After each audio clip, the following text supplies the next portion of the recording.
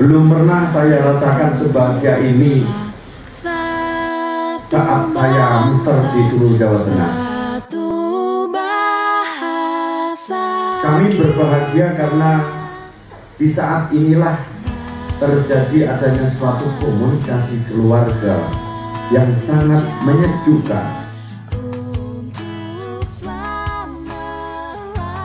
Menyejukkan ini sebagai modal dasar daripada seorang pemimpin untuk memberikan yang terbaik untuk masyarakatnya. Adik kami TNI, adiknya Pak Andika itu polisi. Artinya kita itu satu keluarga. Permasalahannya banyak saat diadukan di masyarakat. Saya itu bingung. Nggak usah dipikir hal yang semacam itu. Karena hidup kita itu bukan untuk pilkada.